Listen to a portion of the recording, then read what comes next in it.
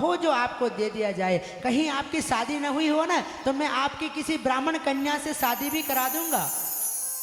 आप तो कहकर देखिए एक बार।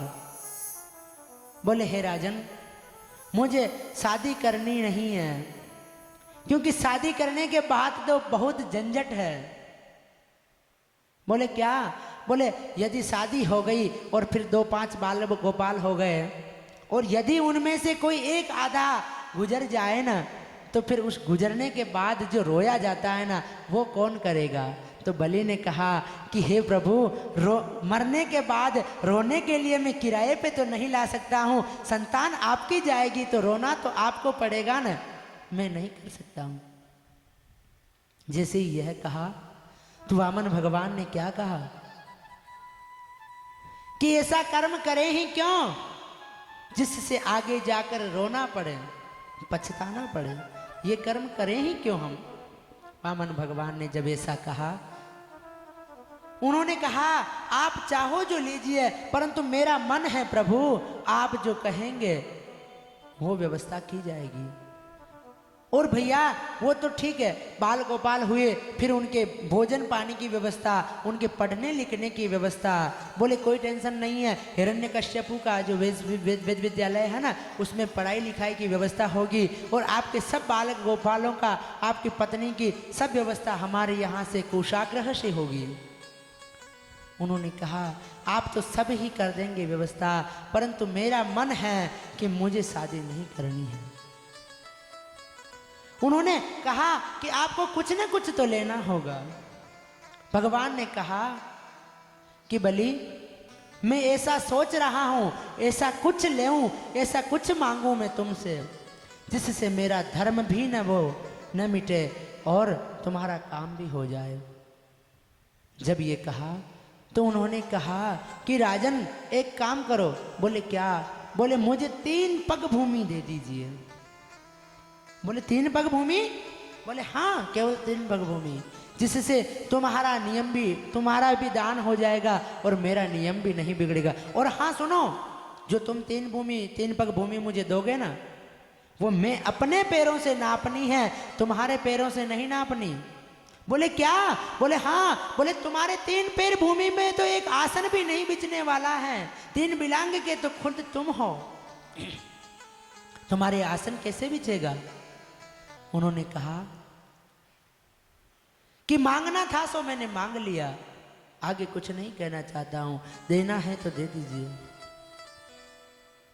उन्होंने कहा संकल्प करो।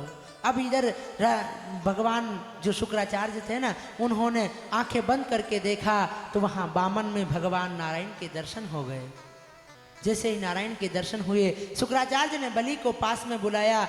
बलि को बोला कि बेटा ये कोई बामन है कि तरेपन है? ये कोई नहीं है, ये तो कार्य देव कार्य साधको यम नारायणम स्वयं प्रभु। आइए आज देवताओं के कार्य को साधक करने के लिए, देवताओं के कार्य को सिद्ध करने के लिए स्वयं श्रीमन नारायण यहाँ बामन के रूप में आए हैं। जब ये कहा तो उन्होंने कहा कि हे प्रभु, ये अगर भगवान स्वयं नारायण हैं और यदि 3 पग भूमि में ये मेरी पूरी की पूरी सृष्टि, मेरा पूरा का पूरा राज्य भी अगर नाप के ले जाएं, मुझे दक्षिणा में ले जाएं, तो भी मुझे कोई दोष नहीं है, मुझे कोई दुख नहीं है। क्यों? क्योंकि मेरे हाथों में तो दोनों में लड्डू है। बोले कोई कहेगा, क्या कहेगा कि बामन कैसा था जिसके यहाँ भगवान भी मांगने आए थे, और यदि ये संत हुए ना तो अपनी जुबान के पक्के रहेंगे और अपनी जुबान से 1 इंची जमीन ज्यादा नहीं ले सकते।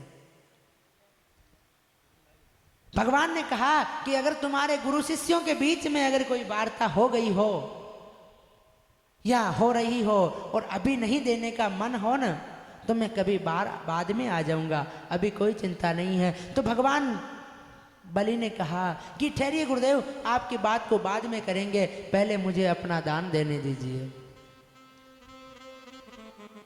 तो यहां भगवान शुक्राचार्य ने कहा कि कहीं स्थितियां ऐसी होती है ना जहाँ झूठ बोल करके भी अपने दान को अगर बचाना चाहे, अपनी व्यवस्था को बचाना चाहें, अपने अन्न धन को बचाना चाहें तो बचा सकते हैं। उन्होंने कहा कि उसको बचा सकते हैं महाराज,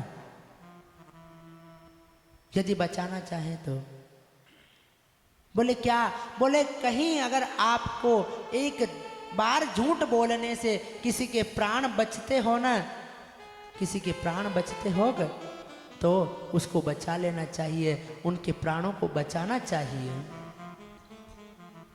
आपको लगता है कि मेरे एक झूठ से इसके प्राण बच सकते हैं और आगे जाकर के ये सुधर जाएगा, तो महाराज उसके प्राणों को बचा लेना चाहिए झूठ बोल करके।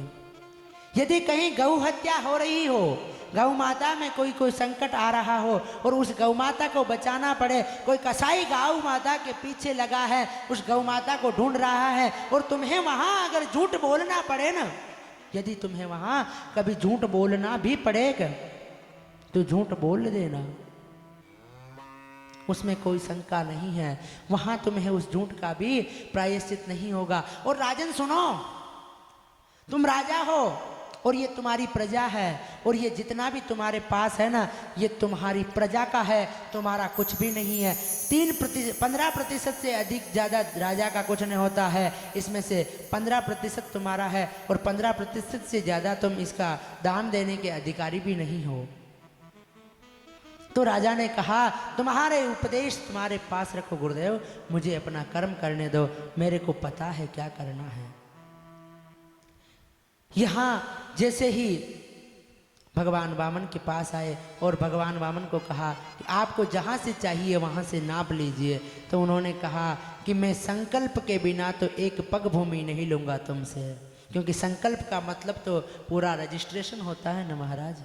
यदि एक बार संकल्प हो गया ना तो पूरा रजिस्ट्रेशन होता है, फिर उसके बाद में आप मना न कर सकते हो।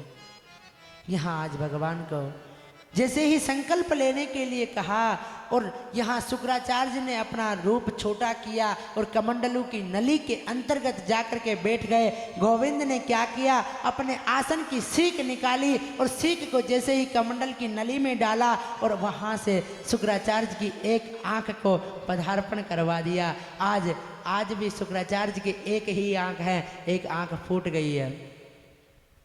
भगवान ने उनको ज्ञान दिया कि तुम गुरु हो और गुरु के लिए सर्वोपरि सभी होते हैं, कोई एक उसका अकेला नहीं होता है। यहाँ एक उसके प्रिय नहीं है, सर्वप्रिय भवेत गुरु, सभी गुरु के लिए प्रिय होते हैं। कहा है कि गुरु के लिए सब प्रिय हैं। यहाँ शुक्राचार्य ने छोड़ दिया, शुक्राचार्य अपने स्थान को गए। वामन भगवान ने कहा, संकल्प किया, अहम त्रीणीम त्रिविप्याम पृथिव्याम अहम वा संप्रदे। जैसे ही संकल्प पढ़ा महाराज, संकल्प पढ़ते ही उसको कहा कि अब करो प्रणाम। भूमिदान किया ना, प्रणाम करो। भूमिदान का मतलब क्या होता है, भूमिदान के बाद संकल्प होता है, संकल्प के बाद जिसको दान कर रहे हैं उनको प्रणाम करना होता है। तो बलि को कहा प्रणाम करो। जैसे ही प्रणाम किया ना महाराज, प्रणाम करते ही देखा नीचे जैसे ही ऊपर झुके खड़े हुए ना, तो भगवान के पैर तो पाताल में और सिर आकाश में। सिर कहीं दिखता नहीं, पैर कहीं दिखते नहीं। और भगवान ने अपने 2 पैरों में त्रिलोकी को नाप लिया। और जब भगवान का पैर ब्रह्मलोक में गया ना, तो ब्रह्मा जी ने उनके चरण को धो करके जो रखा और उसका जो जल था ना, वही गंगा माता है, वही गंगा माता है।